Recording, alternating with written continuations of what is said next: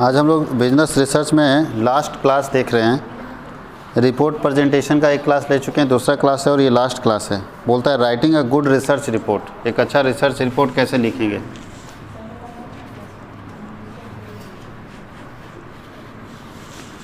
Writing a good research report.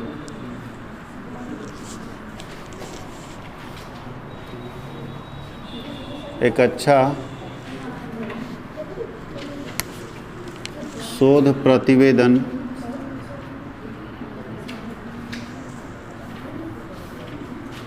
लिखना।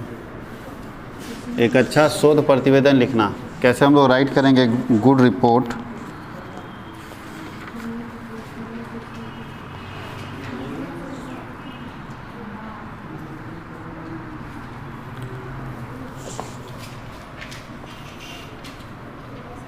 तो हम लोग लिखते हैं यहाँ पे फॉलोइंग आर द मेजर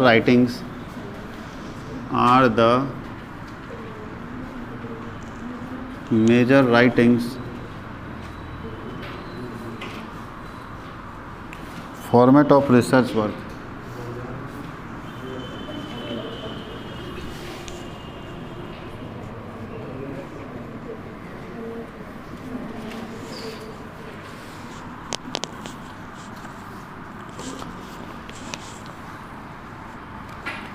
शोध कार्य के प्रमुख लेखन प्रारूप।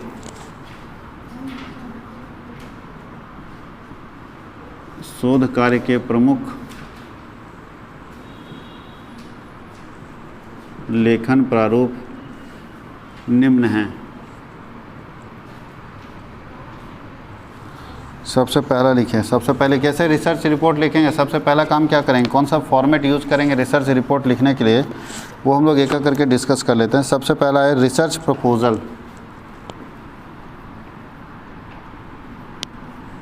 रिसर्च प्रपोजल इसको बोलते हैं शोध प्रस्ताव।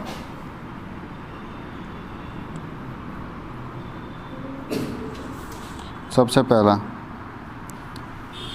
दूसरा बोलता है रिसर्च रिपोर्ट।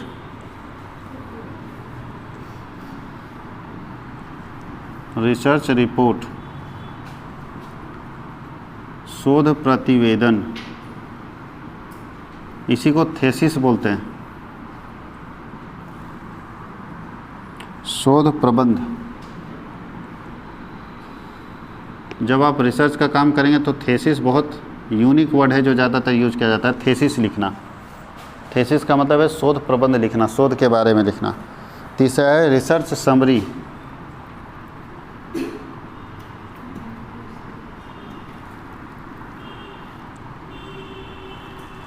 शोध सारांश।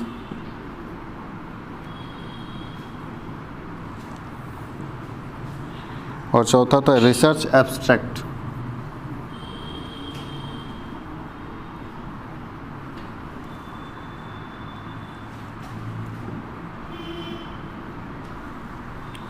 शोध सार। सार मतलब समरी इसको बोलते हैं, एब्स्ट्रैक्ट। ये सारा काम हम लोग को करना है। सबसे पहले रिसर्च रिपोर्ट लिखना है, रिसर्च प्रपोजल है, रिसर्च रिपोर्ट है, रिसर्च समरी है और रिसर्च एब्स्ट्रैक्ट है। ये सब हम लोगों को करना है इसमें। अब हम लोगों को पढ़ना है अच्छा क्या होता है रिसर्च रिपोर्ट, थेसिस, थोड़ा सा डिस्कस कर लेते हैं फिर आगे बढ़ते हैं हम लोग। सबसे पहले प्रपोजल। आप रिसर्च करेंगे तो एक प्रस्ताव तैयार करेंगे ना कि आप कैसे रिसर्च करेंगे, कौन से टॉपिक पर रिसर्च करना है, क्या क्या आपका मुद्दा होगा, कहाँ कहाँ से आप डेटा कलेक्शन करेंगे। आप एक प्रपोजल देते हैं, प्रस्ताव देते हैं सरकार। मान लो सरकार से परमिशन लेना हमको रिसर्च करने के लिए, तो अगर कैंसर का दवा ढूंढ रहे हैं और उसके लिए रिसर्च कर रहे हैं तो सरकार से परमिशन लिए, सरकार हमको परमिशन दी, तो परमिशन क्या है, ओरली मिलेगा, बोलने से कि सर हम इस टॉपिक पर रिसर्च करना चाहते हैं। उसको आप एक रिसर्च प्रपोजल बना के और सरकार के पास भेज दीजिए, उसका हेल्थ मिनिस्ट्री के पास। हेल्थ मिनिस्ट्री देखेगा कि आदमी सही प्रपोजल डाला है, कि जो रिसर्च करने जा रहा है वो हमारे लिए और देश के लिए फ़ायदेमंद हो सकता है और इसका रिसर्च अच्छा है, तो वो प्रपोजल को एक्सेप्ट कर लेगा और आपको रिसर्च करने का परमिशन दे देगा। तो एक प्रपोजल बनाए कि आप कैसे रिसर्च करना चाहते हैं, कौन से टॉपिक पर रिसर्च करना चाहते हैं, क्या एरिया होगा, कितने दिन में आपका रिसर्च कंप्लीट होगा, इससे किसी को नुकसान तो नहीं होगा, सारा चीज़ आपको प्रपोजल में तैयार करना है।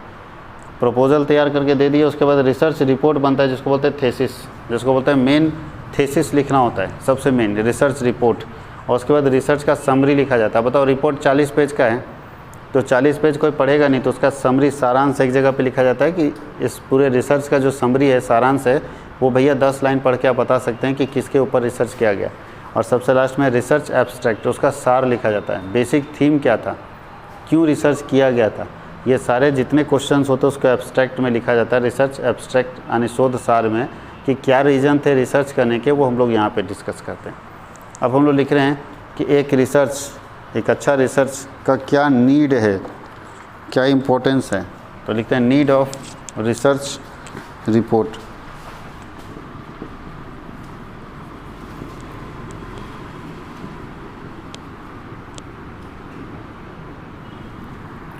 शोध प्रतिवेदन की आवश्यकता।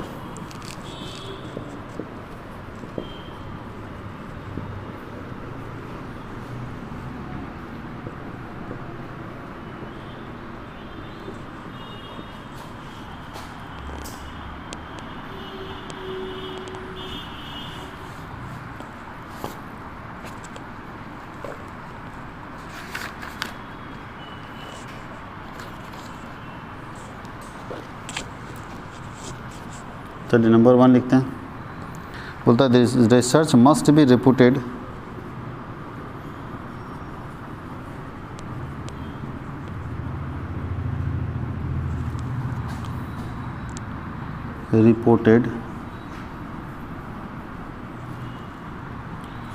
full and its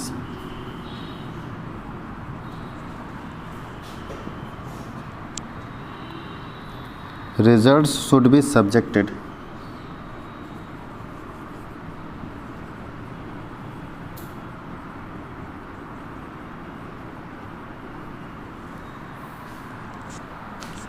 to a criticism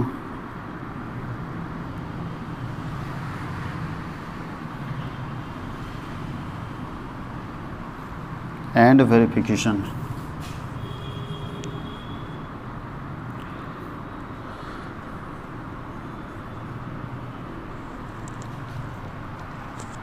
बोलता है शोध पूरी तरह से प्रतिवेदित किया जाना चाहिए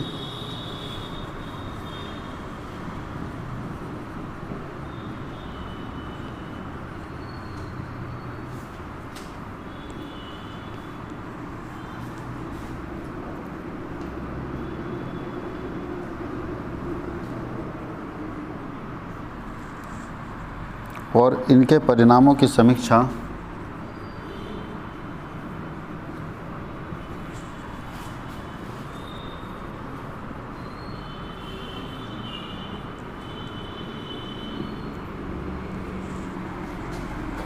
एवं जांच के अधीन किया जाना चाहिए।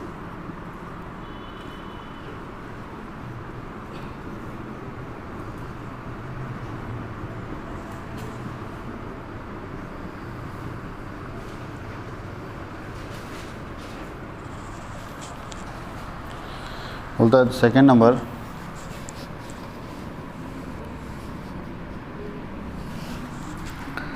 The research work is done for benefit of human being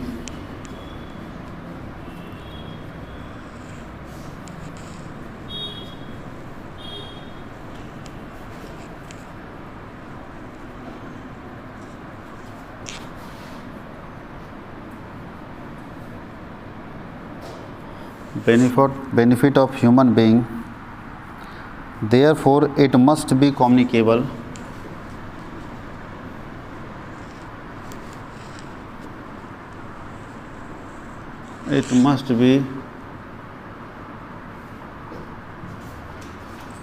communicable to the general public for practical use,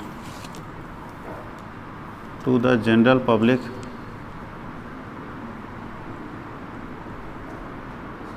for practical use।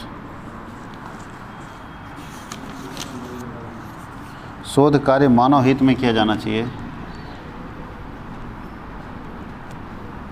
शोध कार्य मानव हित में किया जाना चाहिए।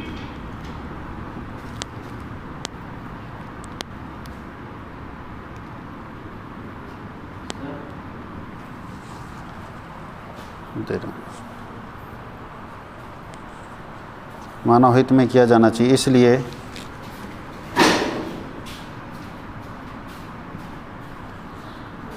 व्यवहारिक उपयोग के लिए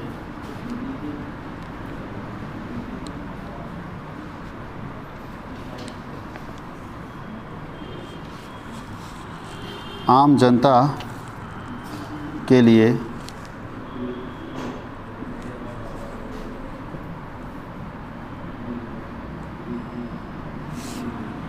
यह सूचनीय होना चाहिए।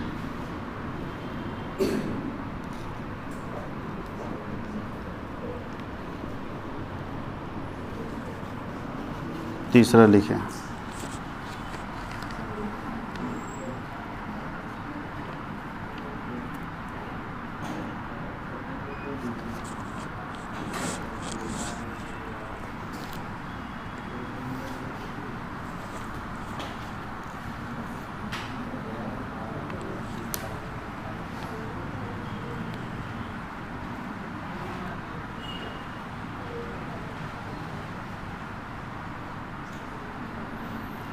A research report requires to creative thinking of researcher.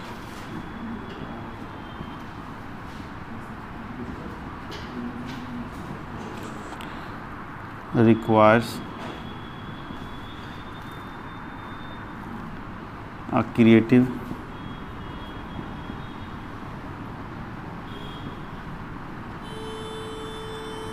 thinking of a researcher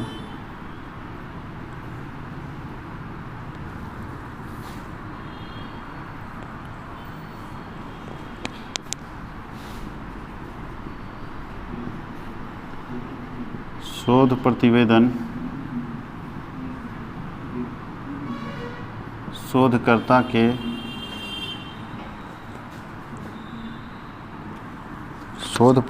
शोधकर्ता के चिंतनशील सोच पर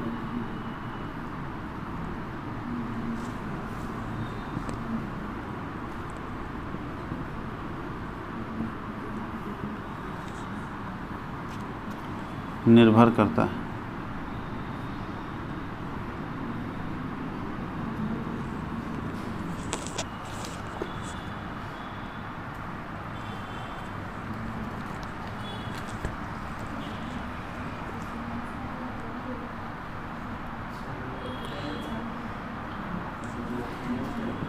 A research report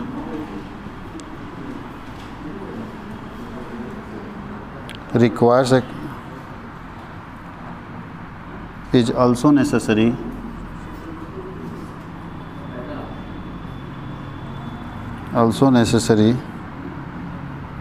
for giving shape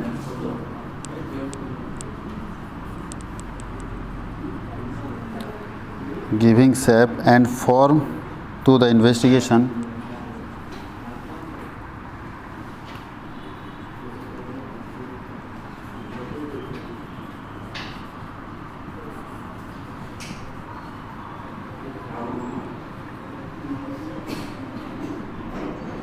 शोध प्रतिवेदन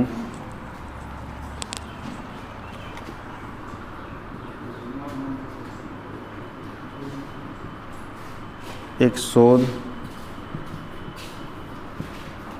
प्रारूप के लिए आवश्यक है जो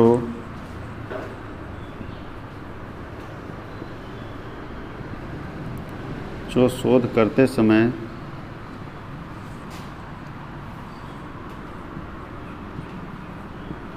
एक दिशा प्रदान करता है।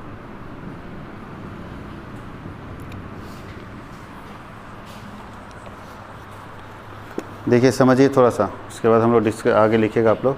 सबसे पहले ये तो समझ गए अब रिसर्च रिपोर्ट का नीड क्या है, क्या ज़रूरत है रिसर्च रिपोर्ट का। बिना रिसर्च रिपोर्ट का काम नहीं चल सकता है क्या। तो बोलता है कि रिसर्च रिपोर्ट जो है वो जितना रिसर्च में आप काम किए उसका प्रतिवेदन है ना, लास्ट में रिपोर्ट हम लोग सबमिट करना चाहिए कि नहीं। आप क्या किए, जो काम किए वो आप ही जानते हैं, तो आप दूसरे को कैसे बताएंगे, बोल बोल कर बताएंगे या लिख देंगे। तो ज़्यादा अच्छा है कि उसको एक जगह लिख दिया जाए, जिसको ज़रूरत पड़ेगा अपना पढ़ते रहेगा। बात समझ गए। तो उसको बोलते हैं रिपोर्ट। आपने क्या सीखा, आपने क्या देखा, उसको बोलते हैं रिसर्च रिपोर्ट। उसी को हम लोग रिपोर्ट बोलते हैं, प्रतिवेदन बोलते हैं। जब आप ऑडिटर बनेंगे ना, चार्टर्ड अकाउंटेंट, तो भी आप जब पूरा ऑडिट करते हैं तो लास्ट में रिपोर्ट देना पड़ता है कि आपने ऑडिट करते इसमें क्या देखा, इस कंपनी की अच्छाई क्या है, इस कंपनी की खराबी क्या है, क्या इसका वीकनेस है, किसको ठीक करना चाहिए, ये सब बात हम रिपोर्ट में लिखते हैं। दूसरा क्या बोलता है, research report is one work for done for first human being. याद रखना है जितना बेनिफिट जो है वो किसके लिए बोलता है, the research work is done for the benefit of human being. जितने भी मानव हैं, जितने हमारे देश के लोग हैं, मानव हित के लिए होना चाहिए। यानी उसका रिसर्च जिसके लिए भी कर रहे हैं उसमें कहीं ना कहीं ह्यूमन इंटरेस्ट छिपा होना चाहिए, यानी लोगों का हित होना चाहिए, अहित नहीं। कोई ऐसा गलत, अब बताओ यूरेनियम से रिसर्च कर रहे हैं कि परमाणु बम कैसे बनेगा और डेंजरस कैसे हो सकता है, ये रिपोर्ट रिसर्च सही है कि गलत है? गलत है। जहाँ खतरनाक चीज़, अब बताओ बना रहे केमिकल वार भी होता है। आप लोग फिल्मों में देखे हैं कि पानी में केमिकल डाल दिया तो सब लोग मर जा रहा है, हवा में छोड़ दिया तो मर रहा है, तो फिल्मों में देखें। लेकिन रियल में भी लोग बना रहा है, बहुत सारे देश केमिकल वेपन्स बना रहे हैं। यानी कुछ नहीं करना, उसको एक मिसाइल दाग देना है भारत में, हवा में ही फट जाएगा और हवा में ही केमिकल स्प्रेड करेगा। जैसे हम लोग को कोरोना में बताया गया था, डराया गया था कि हवा में तेज़ी से फैलेगा। अगर हवा में फैल गया तो फिर सांस लीजिएगा और चल जाइएगा। अब आप रूम के अंदर पैक रहिएगा तो भी सांस लेना होगा। बात समझ गए? कोई उपाय नहीं बचने का। तो अगर वैसे वेपन के ऊपर काम हो रहा है, रिसर्च हो रहा है, तो गलत है। कभी भी रिसर्च होना चाहिए ह्यूमन इंटरेस्ट के लिए होना चाहिए, ह्यूमन बेनिफिट के लिए होना चाहिए। आगे लोग बोलता है research report requires to a creative thinking. Research report क्या है? क्रिएटिव थिंकिंग बताता है, कुछ नए तरीके को सोचने का तरीका बताता है। जो आदमी रिसर्च कर रहा है वो हमेशा क्रिएटिव माइंडेड होगा, इनोवेटिव माइंडेड होगा, कुछ नया सोचेगा। तो कुछ नए सोच के ऊपर और चिंतनशील सोच के ऊपर निर्भर करता है रिसर्च रिपोर्ट। और लास्ट में बोलता है research report is also necessary for giving shape and form to the investigation. Investigation को एक प्रारूप देता है, एक रूप देता है रिसर्च रिपोर्ट। आपने जो भी इन्वेस्टिगेशन किया है उस इन्वेस्टिगेशन का एक प्रारूप, एक रूप रंग, एक ढांचा तैयार करने का काम किसका है? Research report. वो आपको बताएगा कि आपका रिसर्च करने का तरीका कैसा था, आपका रिसर्च करने का प्रारूप कैसा था, शेप कैसा था, वो सब आपको रिसर्च रिपोर्ट बताएगा। इसको लिखिए, फिर हम लोग आगे डिस्कस करते हैं।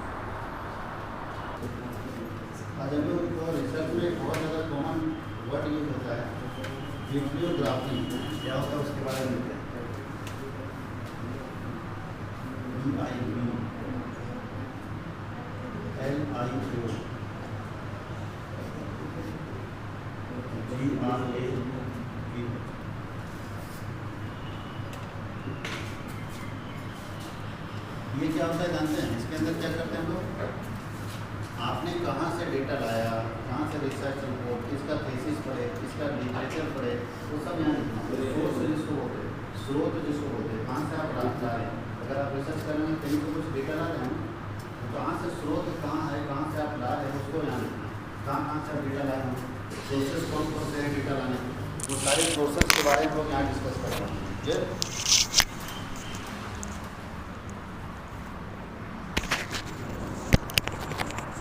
माइक ही भूल गए। चलो, इसमें हम लोग सोर्सेस के बारे में डिस्कस करेंगे कि रिसर्च करते समय आप कहाँ कहाँ से डेटा ला रहे हैं उसके बारे में डिस्कस करेंगे। बोलता है it is a list of the printed source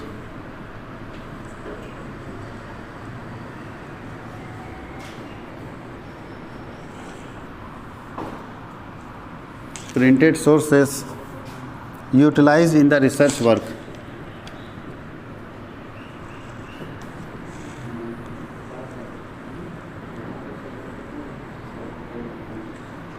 Utilized in the research work. The publication used for information.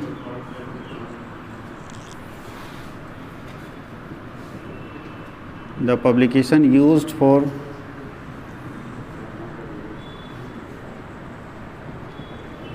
information yield but not quoted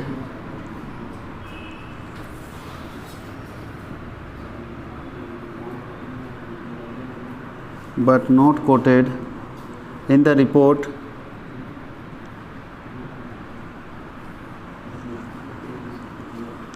may also be included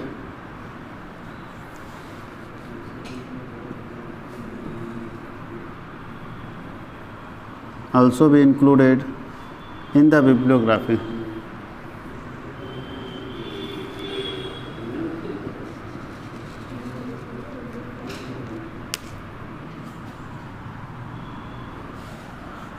इसको हिंदी में हम लोग बोलते हैं ग्रंथ सूची बोलते हैं। ग्रंथ सूची कहाँ कहाँ से आप ला रहे हो डेटा।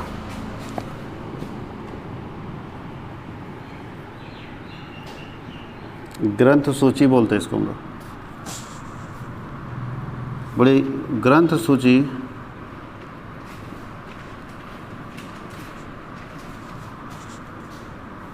शोध कार्य में उपयोग किए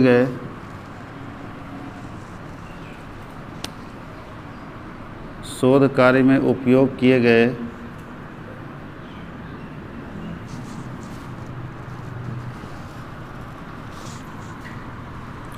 मुद्रित स्रोतों की सूची है।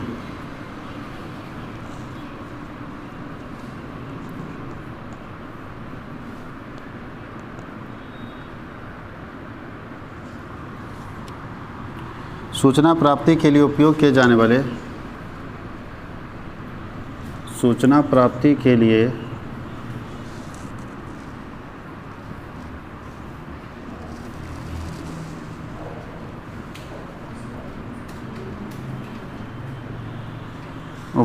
जाने वाले प्रकाशन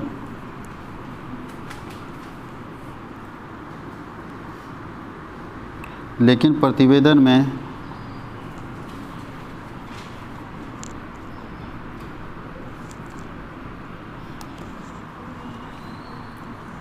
उद्धृत नहीं किए जाएं।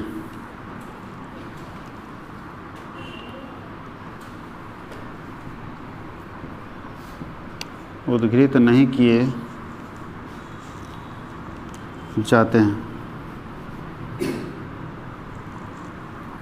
ग्रंथ सूची में भी शामिल किए जा सकते हैं।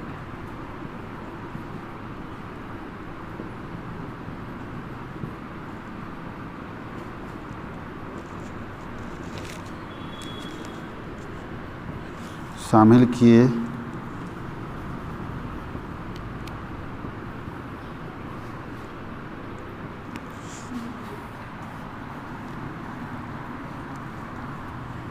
इसमें एग्जाम्पल आप लिख सकते हैं कहाँ कहाँ से ला रहे हैं। जैसे बहुत सारा चीज़ है कि नेम ऑफ राइटर, कौन कौन से राइटर को आप पढ़े हैं इस रिसर्च करने के लिए, इस रिसर्च को करने के लिए कौन कौन से राइटर्स को पढ़े हैं। नेम ऑफ बुक्स, कहाँ कहाँ से कौन कौन से बुक्स आप पढ़े हैं उसका पूरा डिटेल लिखना होगा।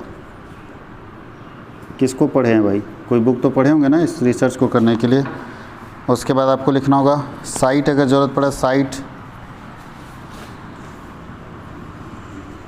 नेम ऑफ रिसर्च रिपोर्ट, अगर किसी का रिसर्च रिपोर्ट पढ़ रहे हो, या रिव्यू ऑफ लिटरेचर, अगर आपने किसी के लिटरेचर को रिव्यू किया है तो उसका नाम लिखना होगा।